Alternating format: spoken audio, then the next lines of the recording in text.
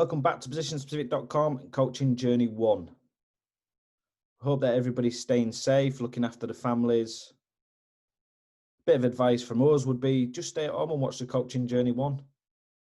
You know, there's no safer way than just sitting on your couch and enjoying us talk about football. But no, on a serious note, really hope that everybody is staying safe and getting through this pandemic. It's been brilliant that a lot more people have been engaging with comments and questions. So we've really enjoyed the last week or so. If there is anything that you want to speak about, you know, don't be afraid to drop something in there. A couple of things that has come up is people asking if they can get the PDF version of these slides. We are eventually going to put all this together at the end of the year and hopefully put it into like a book format for everyone. We will share the slides as well. So everything eventually will be out on our website and there to download. We do work with coaches as well and teams around presentation design. So again, if it's something that you want to speak to us about, just drop us a private message or a comment below. So looking at week 15, we're going to start the process off by talking about the Bradford City game, which was a really, really good game. There was loads of things for us to take from that. Session 1 is going to be around individual movements in possession. Session 2 of the week is going to be around pressing actions. So that's going to be a technical practice, a tactical practice, and then we're going to go into 11v11. And then because we're not moving into a game, we've just had a look at the comments from the coaches, and we're going to go with a coach's request on the 1-3-4-3 against a 4-3-3. So when we're talking about the 1-3-4-3, we'll actually be looking at a diamond.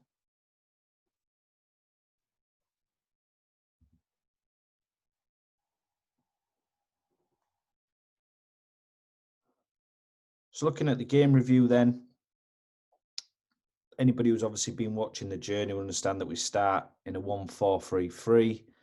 We try to move into a 1-3-4-3 or a 1-2-3-2-3.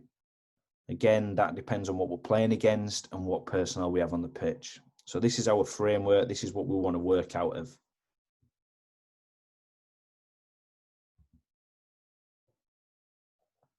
So looking at the team identity and targets to start with. So starting with the defensive transition, really happy with that, 82%.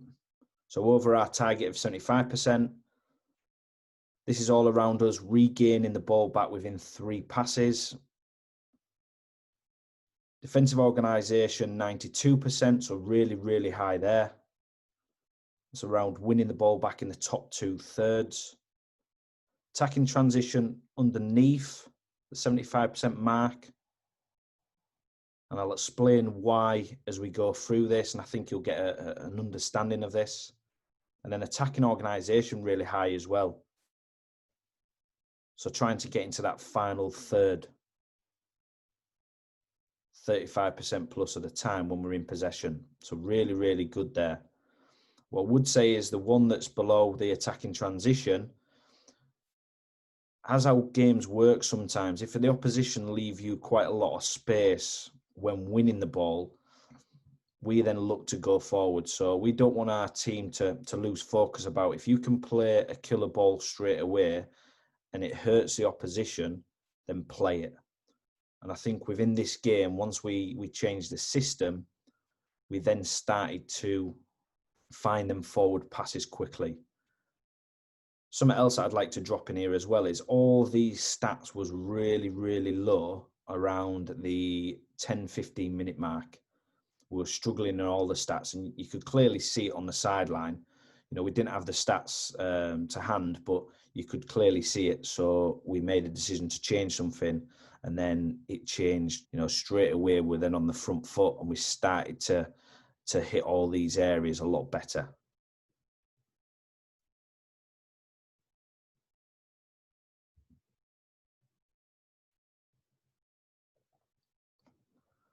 So let's have a look at how the game went.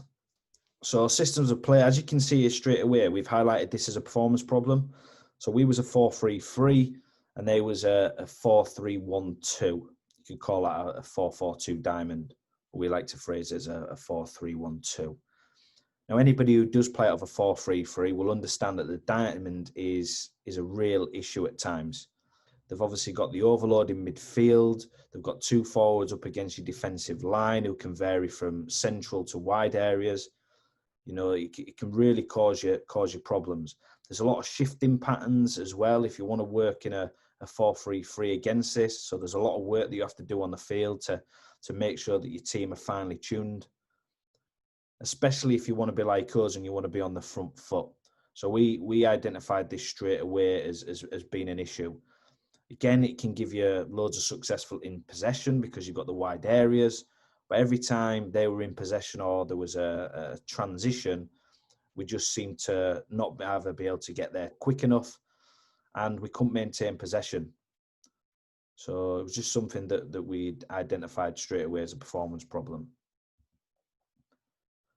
What they did quite well is the goalkeeper and the two centre-backs here were very good in possession, which the two fullbacks trusted them and just pushed really, really high, near enough onto our fullback or in between. This then gives us a couple of things to think about down the side. So does the wide forward go with them?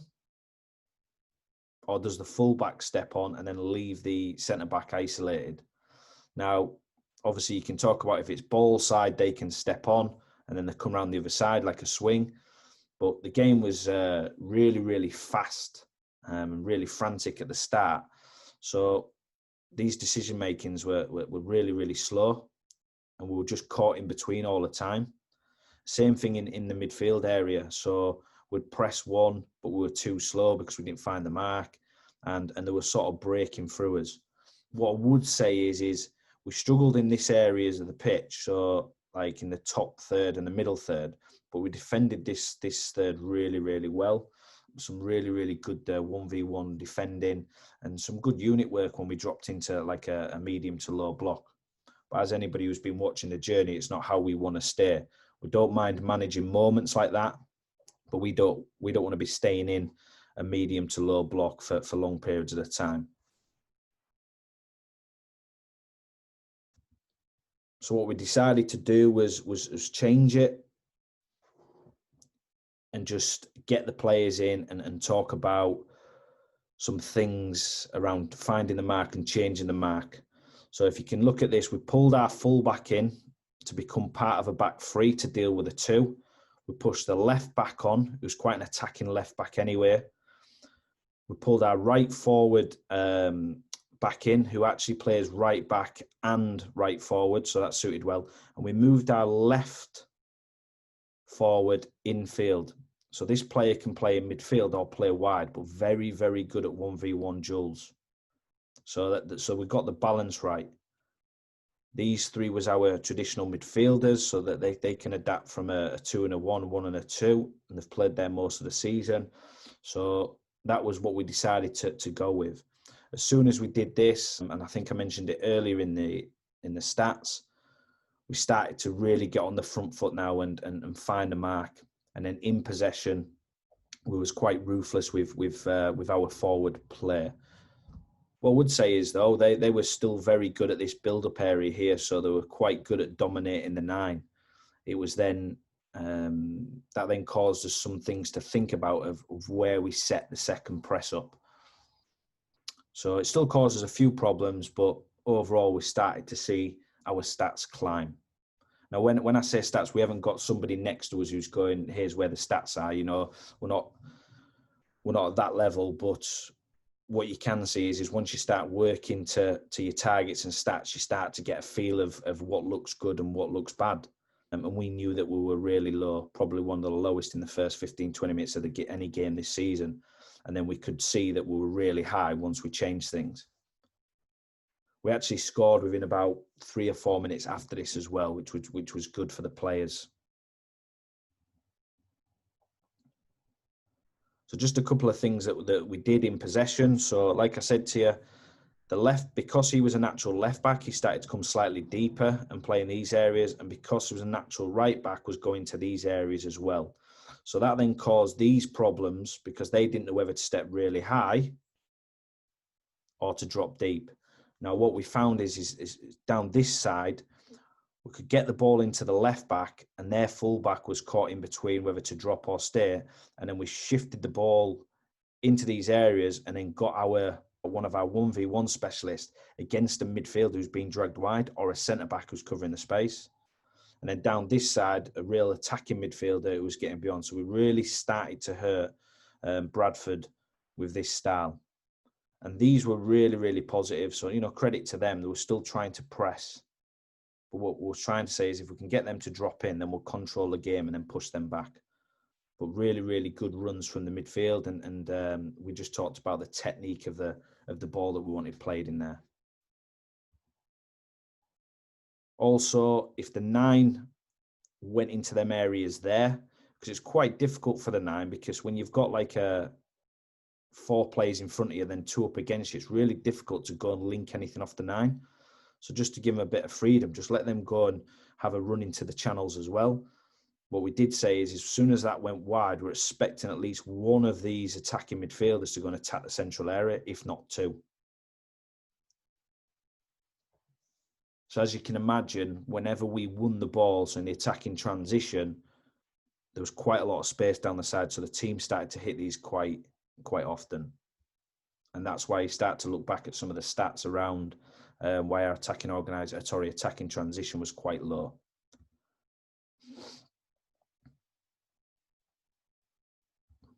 On the defensive organisation, I thought it was all over the place to start with.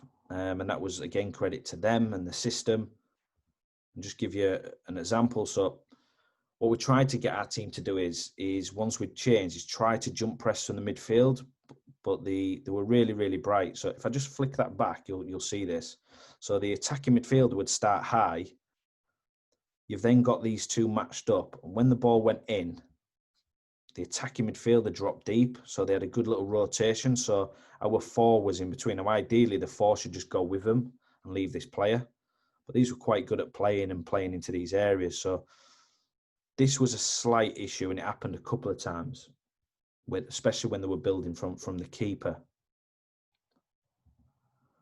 So our message to the 9 is you be the one who does the first and second press. So set the scene and press. And we, I think when we changed it to this, we must have had a spell of maybe 10 times in a row where we actually won the ball and broke on them. So all we said to the 9 was set the scene. Everybody stays man for man in here, no matter what the rotation is. We've got the 3-on-2 in here, and we just leave the opposite fullback. And that's where our second press comes from. And this caused real problems. What we're saying is if he steps in and clips that one, then that's an excellent ball. And we've just got to recover and then try to delay that on the outside. But if we're quick enough with our press here and we're intense, that player should not be able to play that. And what we found is the player kept then trying to feed it into midfield and still looking for them passes. And we just on the front foot and then kept winning it. When they went long, we had the 3v2 to win the duel, or 1 get tight and then 1 sweep up. So after we'd made the changes, it was a lot better from the team, and we scored a couple of goals from it. So it was a real positive. I think I've just stuck this in just around the targets. So like I said, we were very low on this, but once we changed that the players could find the mark quickly, you can sort of get an understanding of why these started to rise. The only one that didn't really stay high was this one here, because when we did win the ball, we were going forward with most first-time passes. So when we won it, we were going forward quickly. So we wasn't actually maintaining that second pass much, which is fine because that's the state of the game. And you don't want to lose sight of playing forward if there's space there. So for us, it was great decisions from the players. And then you can see why this was high, because once we won the ball and we're breaking into areas quickly, we're getting into the final third quite easily. So that's why that was really high.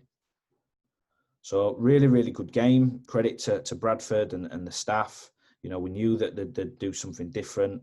They were really brave on how they played.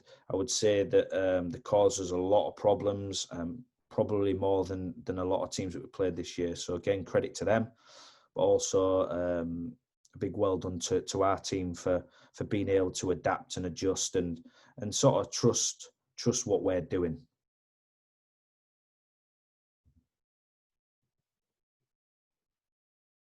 Let's have a look at week 15. So session 1 is going to be around individual movements. Start off with a rondo, into a technical practice, and then into a 6v6 game, all focused around individual movements to win the space. Session 2 is going to be out of possession. So we're going to do a technical and tactical practice around pressing and recovering. And then we're going to do 11v11 game. There's no session 3 because we had the weekend off, so we decided to give the players a rest. And then we're going to have a look at the coach's request, which is going to be around a 1-3-4-3 against a 1-4-3-3. We're going to look at some building the attack and creating the attack.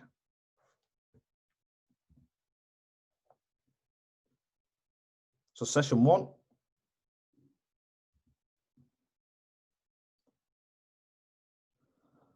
So a little rondo game. So we've broken it up into areas. You don't have to have this zoned out. You can just have your keeper working on the outside and the outside here. Just make sure that you've got a little turn zone in the middle. You've got all the detail over the left-hand side for the sizes, and then the physical outcomes over to this side. So everybody's locked into their areas. So you've got a 3v2 here with a supporting keeper, and then the same on the other side. Now all the whites need to do to get a point is just to transfer the ball through the middle zone. So if the 2 gets a ball, play it into 5, turn, they get a point. Reds get a point by just forcing the opposition into a mistake or intercepting the pass.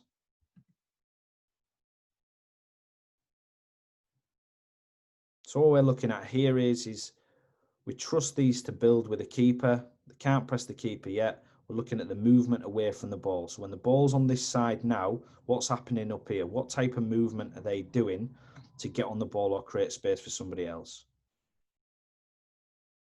So we then progress the game where the whites could only score if they transferred the ball through this middle area.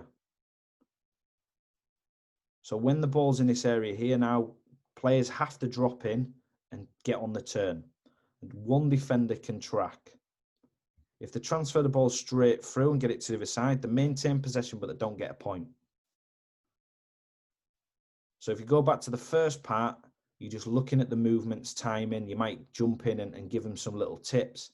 Now you're looking at timing of arriving into an area at the same time as the ball to stop the defender tracking you and intercepting the ball. But remember, one defender can only go in.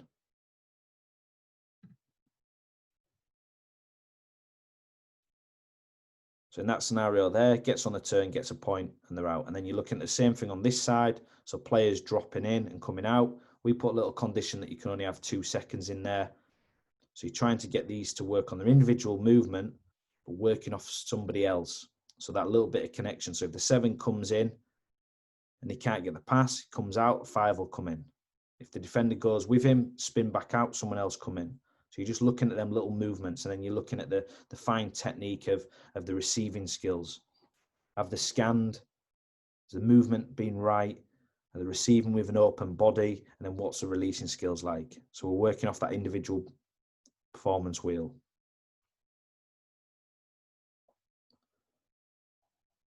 And then the last game, obviously that everybody can go all over. The attackers can only have 2 seconds in this box, but they can move from side to side. Whites, to get a point, get it from one keeper to the other. To get a bonus point, they work through the turn zone. So if the goalkeeper plays into the 5 and he plays it to someone on this side here and they're playing to the 1, it's 1 point. If one of the whites drop in, get on the turn, and then we go and score, it's a bonus point. Reds win the ball. Every pass they exchange is a point. So we have to be really quick in the transition. So we've still got little points from our game model or our methodology.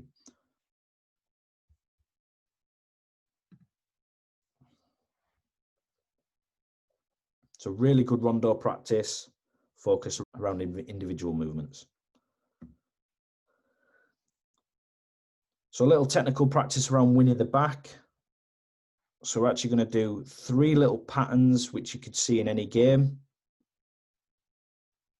Something that we like to do quite a bit. You've got the individual model here, scan, move, receive, release.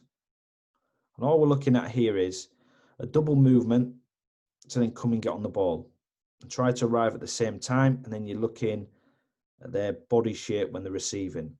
So if you see the picture here, this is like the fullback receiving the ball, and then they're going to play into the 7 and then make that run on the inside beyond the mannequin. You see a lot of teams doing this now with the fullbacks. So it's a vertical pass, inside run, diagonal pass, and then you repeat it down this side. It's a little double movement, receive with an open body, little pass, and then win the back. The second one now, I'll just show you.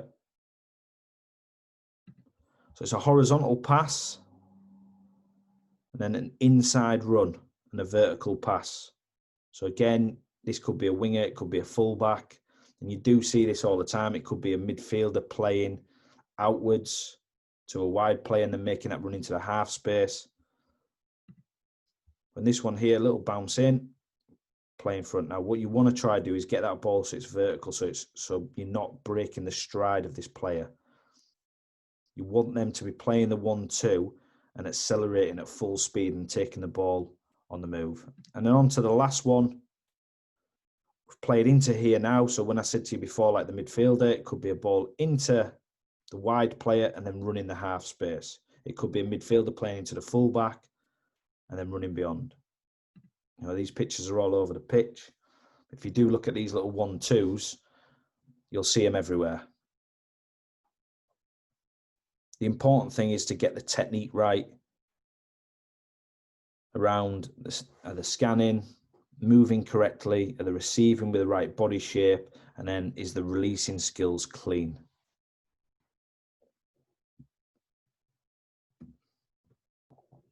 Then on to the last practice.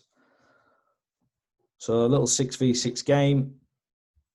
We've just got a halfway line in there. And all we do is everybody's got to be one half apart from the keeper. And then we just play. Now what we're saying is they've got to play with a high line, and the defending team is not allowed to drop below the offside line to start with. The in possession side, we said to them that we don't want them to play over the top to start with, so they've got to find that little killer ball. Now they can play a little dink pass, but we don't want them chipping it over the top for now. Once they get through,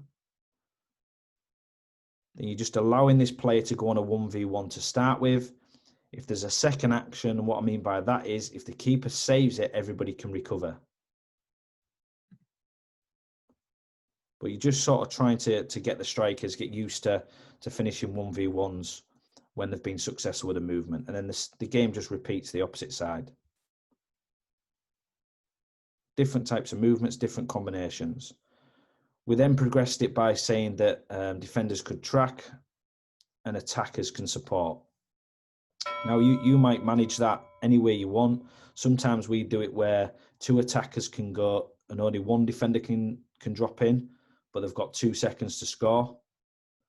You know, again, that depends on the quality of your players. So if they are struggling to score when everybody can drop in, maybe just add that in. But that's for you to play with. Now we allowed the team to play over the top. So you're looking at a different way of breaking that line.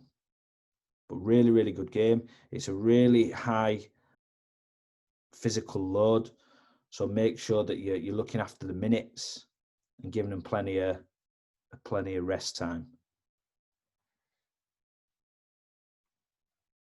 So that was session 1, and it led in quite well. The players have done majority of the practices before, so it was really, really good. The standard was high, and the intensity was superb.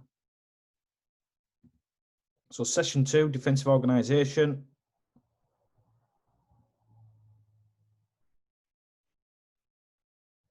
So some of you have seen this practice before. It's just a press and fail. So we're looking at the technique of when someone's pressing, they've not quite got there, and then they're recovering.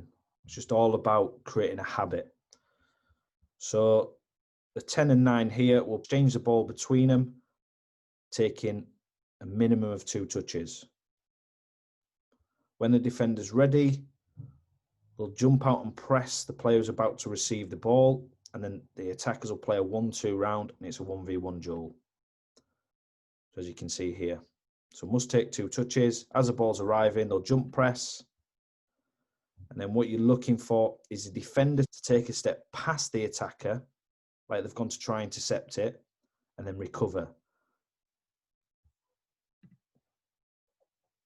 And then you're looking for a clean 1-2 from the attackers. So overstep, then recover.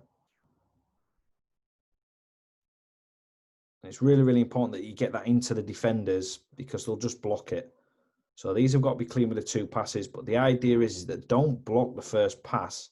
It's like you've gone to press and then you fail. So we're talking about what if scenarios in a game and creating good habits. So when you get beat, you don't stop. The key thing here is to look at the body shape here. So when they step with the ball, how do they twist their hips and then explode out? And then you're looking at like what type of recovery run they make.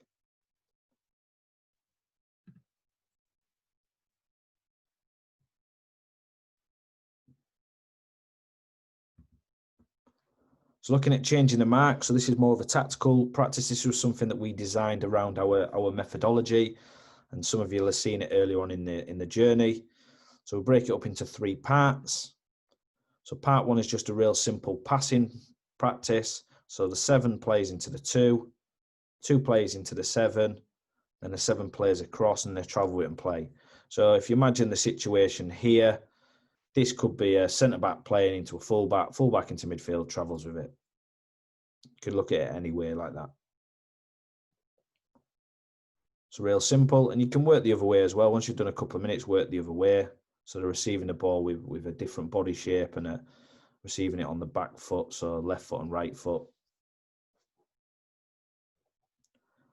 Now part 2, take a ball out, and now they're going to work together. So see the situation here. So this is a midfielder, let's say, playing into the centre-back. And this is the full-back. So hopefully you can see that. So holding midfielder, left centre-back, left back.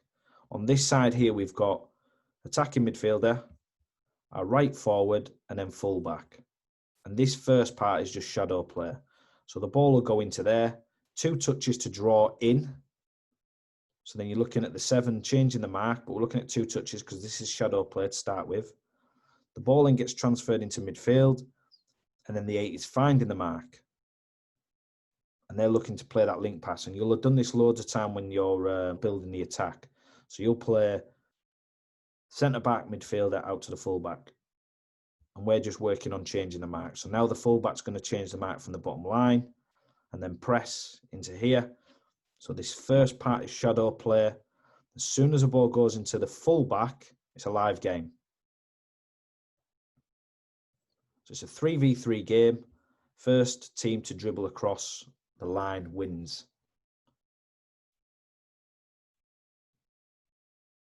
Again, depending how you work this, if you're wanting everybody to work on it, you can get the whites then to start. But we were actually just looking at the 3 whites because this was our full-back, 7 and midfielder. So we really wanted to work on these. Could do it the other way. So that's actually a holding midfielder, centre-back, and you just keep working the same way. If you're wanting everybody to have a go at it, just get the whites to start this time. But see the picture, 7 changes the mark, make sure the direct pass doesn't go into them. Tight, they can't make, so they don't want to allow their man to go on the inside. So they've got to link pass it wide.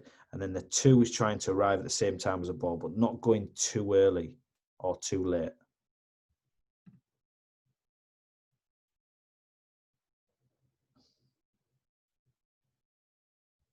Because the games were spending quite a long time in a 3v3, we added a point system of if the defenders won it, they could get free passes to win it. That was just because they were spending like 1 or 2 minutes in the 3v3, and we just really wanted to get this technical tactical practice out and get the key points in there. So on this one now, we've moved out the fullback, start point again from the midfielder into the centre back, jump pressing again. So it's the same start. But what we're looking at now is when the ball's been transferred out, and you'll have seen us talk about this the last few weeks, the midfielder will change the mark and the 7 will come in. And you'll have seen us talk about this quite a lot. And then this is the scenario. Now, go back to our game plans and some of the stuff that we've worked on. This is where the 9 would arrive and then jump on the 6. But for this scenario, we're just working on the midfielder and the 7 changing the mark and then recovering. And hopefully you can see them pictures on why we designed this session. And it fits really well with our methodology and what we want in game when things go wrong, really. So good little drill there. Players are starting to get used to it as well, because we've done this quite a bit now as just a warm up.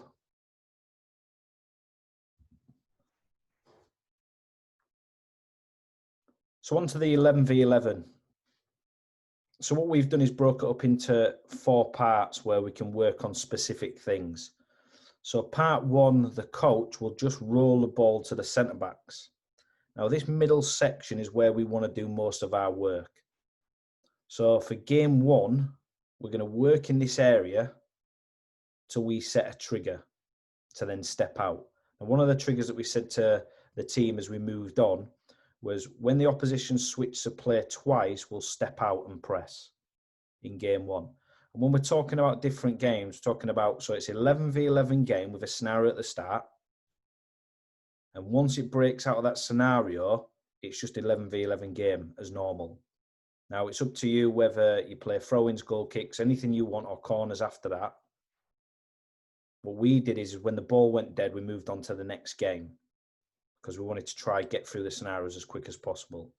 But just to give you an idea, so game 1, the coach will just roll it to the centre backs and we'll play it, and we just want to operate in this middle area. And we're just trying to work on our performance wheel here. So the first thing that we're looking at is desire. When we're talking about desire to our players, we're talking about willing to drive across the pitch, run across the pitch as quick as you can. Fill areas as quick as you can. Find your mark as quick as you can. Now, we're not allowing our team to press yet, so there's no excuse why they can't work across the pitch. And we're talking full speed. So the same speed as the ball if we can. One of the other key messages that we say to the team is, if the ball's down one side, the opposite side of the pitch must come inside the pitch. So if you're looking at the 3 and the 11, when the ball's this side, come inside the pitch. Yes, we know that your mark's on the outside of the pitch, but come in, be compact, knowing where your mark is. The first thing we're saying to our team, are you showing us that desire? When the ball then gets played into these areas here, we're wanting to stop the opposition playing through the lines. So vertical compactness. When we're talking about vertical, we're talking from back to front. So from our goalkeeper to our front line. We're looking at around 40 metres. Try to be brave. Try to stay high.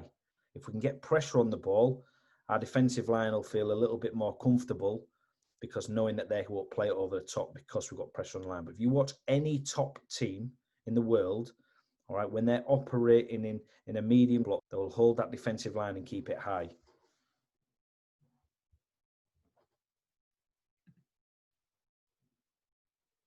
Third message is deflect.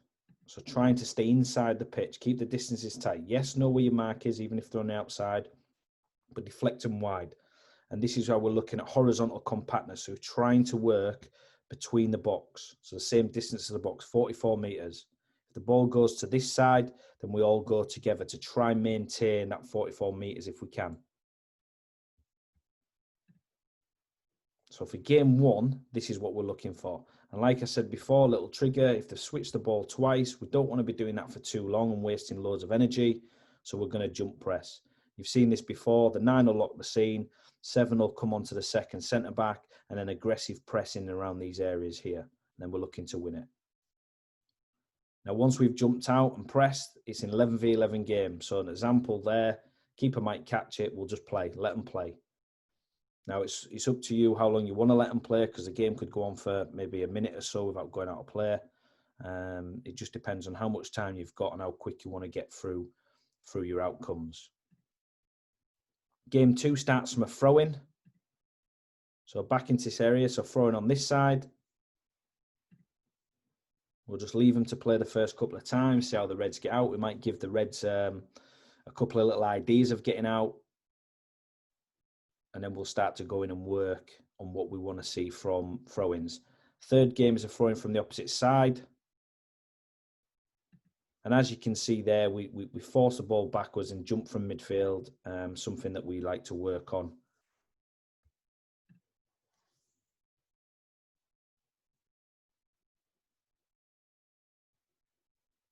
And then game 4 is just something that we feel that we might need to work on a little bit. So what we're saying is there's an unbalanced part. So the first 3 games are from an organised state, and the 4th game is an unbalanced state.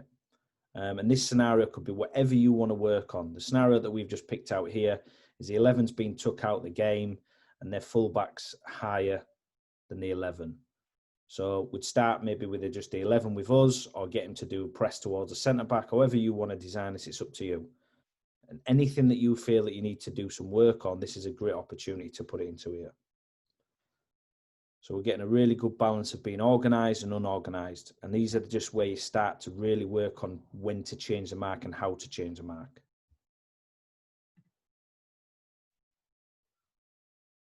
And then once game 4's over, go back to the first game. Start with playing it back to the centre-backs, working in that organised state of a mid-block.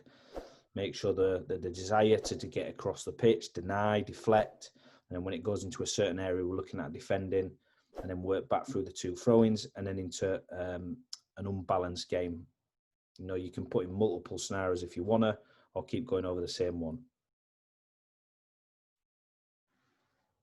But great session. You know, we really like it. It's one of our go-to sessions. The players like it because they get opportunity to play 11v11 while just painting a few pictures and ironing out a few problems. So on to the coach's request.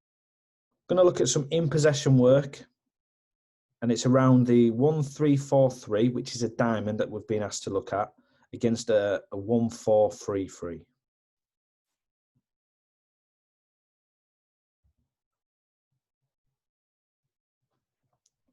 So let's just have a look at the systems and highlight some key things. So I know we're talking about a 3-4-3, but we like to use the language of a 3-3-1-3, and hopefully I can explain that as we go through this. Now, again, it doesn't matter. You can rephrase it however you want. There's no right or wrong. This is just something that we like to work with and what our players are used to.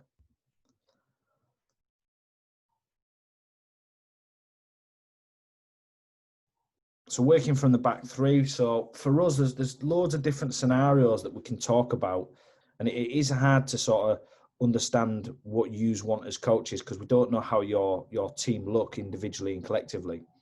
But for us in this presentation, we're just going to talk about 3 solid centre-backs, because it could look totally different if we were talking about 2 full-backs playing alongside the central centre-back.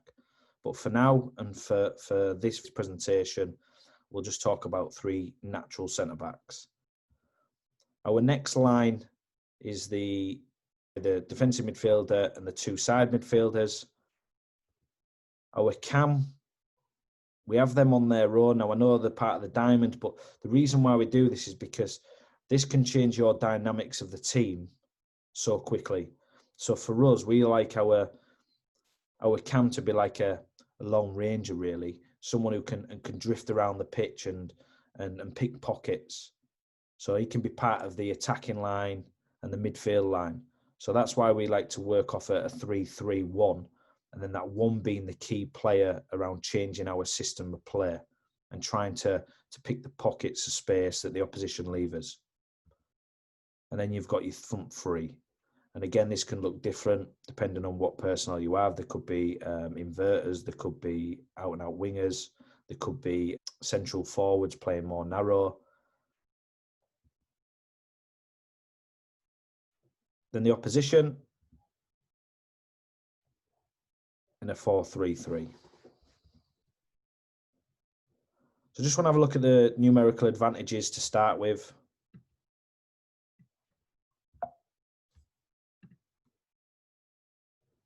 So as you can see here, you've got the -1, you've got the +1, and you've got your +1. That's including your keeper. And I think like whenever you're playing against any team, if they're playing with a back four, something to just to always think about is you'll always naturally have an overload unless the opposition start releasing players from their back line.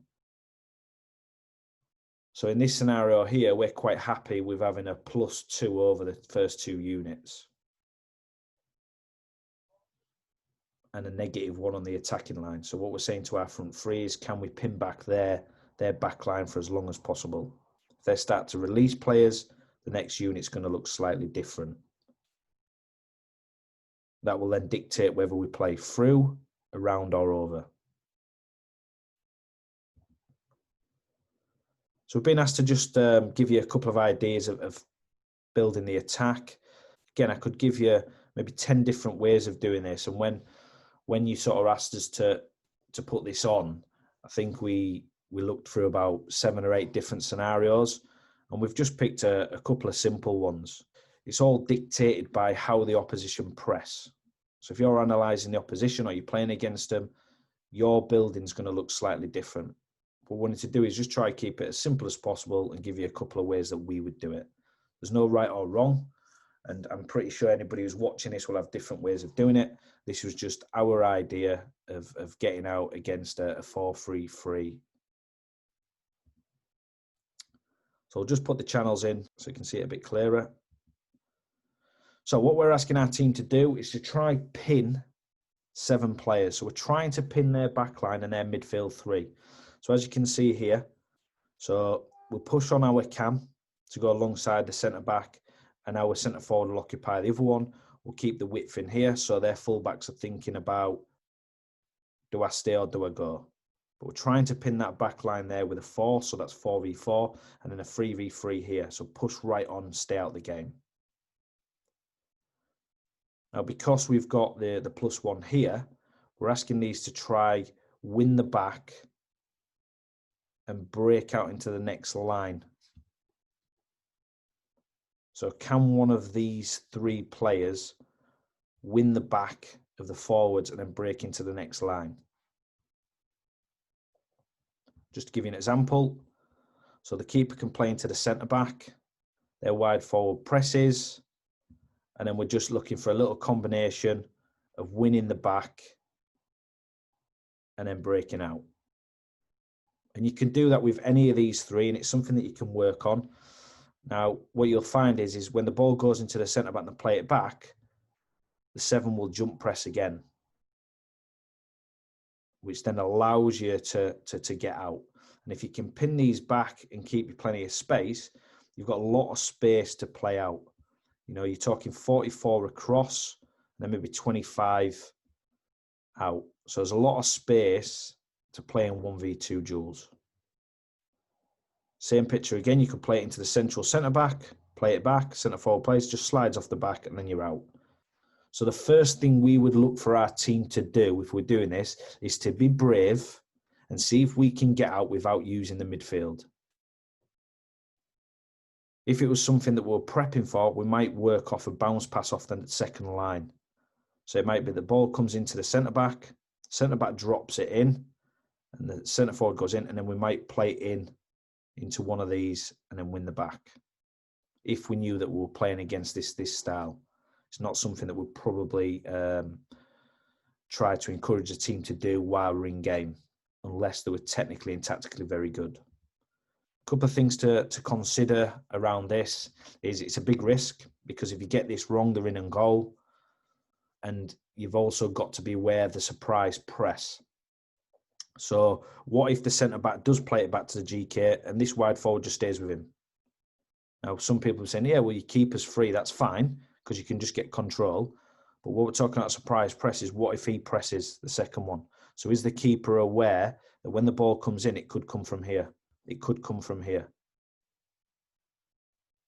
So just a couple of things to be aware of. Now, we don't mind if it goes back to the keeper and then they clip it long, just to see what actions these do. And then we'll look to play out and find where that surprise press is coming from the next time.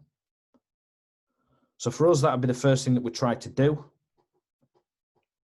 But again, it's all dictated around what the opposition want to achieve and how they want to press us.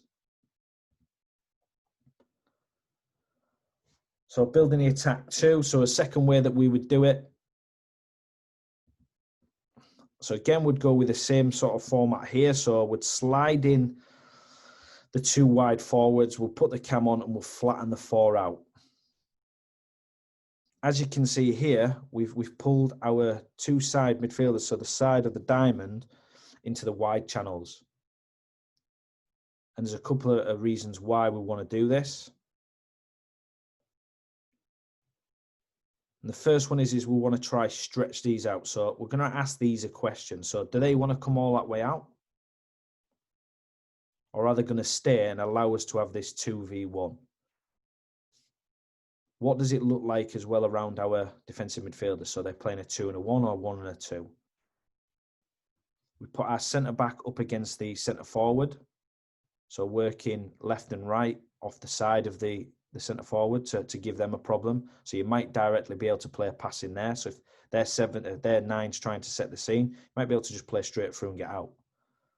So we're just asking them to sort of work off the side and then drop these two into the box. If we play out, these are the pictures that you're probably going to see. So if the centre-forward arcs the run, your central centre-back can be the free player and your defensive midfielder doesn't have to come in. If he stays, then you're looking for your defensive midfielder to be in them pockets to either link the play or get on the turn. This is a scenario because you've pulled out your side of the diamond and come into this area. We're assuming that this left forward is pressing central because they know that you're playing a diamond. If they do come and cut out this pass, then you've got your link pass, which we've talked about. So what type of things could actually happen here then? So the opposition might push on the defensive midfielder to cut out your defensive midfielder, and they might get the midfielder to track, which is fine. And then this is where your attacking midfielder comes into play. So just trying to pick them pockets behind the midfield. You know, you've got to make sure that your team are used to playing these short passes and then the next pass. This could be your wide forward going in if you want, but for us, if we were playing against it, the fullback could go with him. Your attacking midfielder is going to be the free player. The players who are really reluctant to come off this defensive line is the two centre-backs. So if he drifts into here and the centre-back follows him, it's leaving a lot of space and a 3v3 on the defensive line. So something to think about. So this is something that we do when we're playing against this shape. Now what you find is this midfielder won't go wide early doors, so you'll get a bit of success early in the game. The managers will then adjust that and then push them out, and then you've just got to work on your cam and make sure that the centre-backs are seeing that pass. And once you break the line, you're asking a question of them then, do they hold the midfielder in and then keep this overload outside? Or does the centre-back follow him and go 3v3? That's just some things to just be aware of. So hopefully that gives you two ways of building the attack. Again, you know, we could run through 10 different scenarios. We don't want to bore you for that long.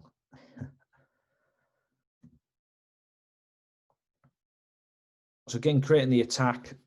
So how we like to look at it is you can play through, around or over. We're just going to focus on through and a couple of little ideas of around. Again, we don't really know what the opposition is set up like. Are they trying to press from a medium to low block? What's the state of the game?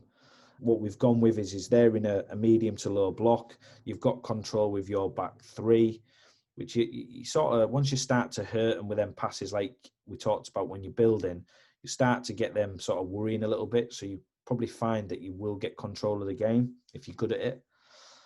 So we're just going to go off that scenario that we're dominating the game now, and we're in these areas, and we're really getting control with our three centre-backs. So looking at this, we're going to get our cam to go right up against that defensive line again. So we want him to be out of sight of the midfield line, and he's just looking to pick the pockets of where he can go. If the centre-back goes with him, play long. Something to just be aware of. Playing to them areas really hurt him. Chances are probably going to be reluctant to go with him and stay, so there will be pockets. Key thing for us is to get the defensive midfielder on that second line, get him on the ball. Get him on the ball. So it can be a direct pass. It could be a direct pass from the left or right, centrally. It could be a link pass, but get them on the ball. Once you get them on the ball behind the centre forward, you're then asking a question of their midfield line, which you can see here. Because one of them is going to have to engage. So how can you get your defensive midfielder on the ball? I'm just going to give you a scenario now. So little things that we've worked on. If then the right centre midfielder steps out, or one of the midfielders steps out, they've got to be aware now that they've changed the mark that we're free. So your left centre midfielder will now come into play and then try to pick the pockets. If the defence midfielder goes, then your cam can go and pick the pockets, and then the same on the other side. So if the left centre midfielder goes, your right centre midfielder can pick the pockets. Again, it might be through a link pass, or it might be into your centre forward, into them. But hopefully this should give you an idea that once you get that defensive midfielder on the ball, you're asking a question of the midfield. If they change the dynamics of the midfield and go to a 2 and a 1, you've still got an overload higher up the pitch. And we'll give you another idea in a second. Well, hopefully that makes sense. And like I say, I could talk about this for hours and give you 10 different scenarios, but I think it's about just giving you a couple of ideas and going to play with it on the training ground, and you'll come up with some of your own ideas as well. So something that we quite like, and it sets up us playing through and around, is just going to a box. So which you can see here. So again, you've got control here. This causes real problems because you've got a short, sharp pass from the central centre-back. You've got a short, sharp pass from the left and right centre-back into midfield. You're going to cause these a problem because if the player goes there, the cam's free behind him. If he stays, this player's free. If the wide forward comes in, your left centre-back's free. And hopefully that sort of makes sense with what we're saying. So you can really be dominant here. This player might drop off and he comes in, you can find the pass in. So something that you could design your drills around, but this is really effective and something that we've used quite a bit going into a box and dominating that central area. And like I said, if they become more narrow because they're worried about the space, that's where you can get your centre-backs in a wide area and get it into your 1v1 specialists. You can mix it up with your 2 midfielders going wide and your wide forwards coming in. Again, that comes down to personnel, but this is something that you can do. As long as you've got players inside and outside the pitch, it gives you that option to play through or around. And this is something that you could adapt and work with your team. But going back into the traditional box that we're looking at, why this gives us a way of getting round as well. So just to give you an idea and paint a picture, so shifted the ball into the right centre-back, you're assuming that the left forward's going to press, it might stay. All we're looking to do now is get our wide forward to detach and drop into this area. And because you've got these cams in between the space, they could either get on the ball in between, or they can start to make them half spaced to help us get around the opposition. And it just gives you an idea of why we like to do this. And that could be that your right centre midfielder comes wide and your wide forwards inside. You're still getting the same picture. So it's really, really easy to coach your team when doing this in training. But another way of getting round the opposition and then getting into the box. And you've got good bodies of getting in. You've got your forward, you've got your cam, and then you've got your opposite forward. So hopefully that just gives you a couple of ideas of building the attack, a couple of ideas of creating the attack, so playing through and around. If there is any questions on that, just leave the comments below. We're happy to talk about it a little bit more in depth, but for us, it's just a couple of ideas. And I think it's important that you can maybe use these to go and do it on the training pitch and then start to get a feel of what your team's good at. You might tweak a couple of things which suits your team. We're not saying this is the way of doing it. It's just a couple of ideas for you to go away and work on it and then give us some feedback on whether it worked or what didn't work. But from our experience, we've caused a lot of problems with building like this and then sort of playing through and around the opposition when playing a 3-3-1-3.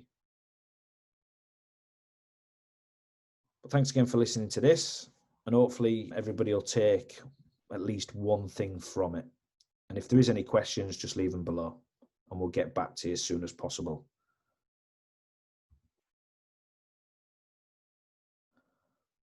Week 16, as you can see below, we haven't put anything in. This is because the boys are going to have a couple of weeks off now. It might be longer than a couple of weeks due to the pandemic and us not being able to play games, and we might not be able to return to training. On a positive note, what we've decided to do is leave week 16 to you. So what do you want to see in week 16? So we've left it open where we can talk about tactics, formations. We can talk about our methodology in more detail if you want us to. Alongside that, we also want to go through some sessions. And this could be sessions that you want to see. It can be more sessions of what we've got in our library. Anything that you want to see and create for next week, just let us know. So make sure you leave your comments below. If you don't want to put your comments in the YouTube channel, just send us a private message on any of the social media platforms or go to our website and contact us that way. It's on you. So if you don't want to send us anything and you want a bit of a break from us, that's fine. We'll have a week off. But if you do want to see something and keep us working and you're enjoying it, then make sure that you get involved with next week's journey. There is a couple of exciting stuff coming in the next 3 or 4 weeks as well. We've got some really good books coming out. We've been working on for maybe 2 years or so. And there will be 3 parts. So what we've done is we've got a couple of them books which are out at the moment with a few coaches that we know around the world, just having a read and giving us the feedback. Once they come back, then we'll look to tweak them and then get them out to use as soon as possible and on our website. So make sure you stay tuned with that as well. We will send out a couple of copies to people as well who have been engaging and get some of their feedback before full launch. So make sure you get involved with that. Make sure that you make sure that you subscribed, and we'll pick a few names out of the hat and send them over and get your feedback before they go out. We're currently at 920 subscribers. What an achievement. I know it doesn't sound much for the average YouTuber, but this is something that we've never done before on YouTube. We're just coaches who decided to try share a journey. It was a little project that we wanted to go with, and obviously what we're seeing now is it's growing every single week, and that's just thanks to you guys. If we can get to that 1,000 mark, that would be an unbelievable achievement, and we'd be happy with that. So if you haven't yet subscribed, press that subscribe button. There's still 43% of people who are watching the videos who are not subscribed. And if you've been enjoying it and you've enjoyed this first part of the season, then press that like button. The second part of the season is going to be even better if we can get back into a rhythm of playing games and training. we've only shared maybe a quarter of the stuff that we've got around our model and our library. So make sure that you keep following us, keep liking it, keep them comments coming, and make sure that you stay safe. And I look forward to see what you bring for next week. Thank you again.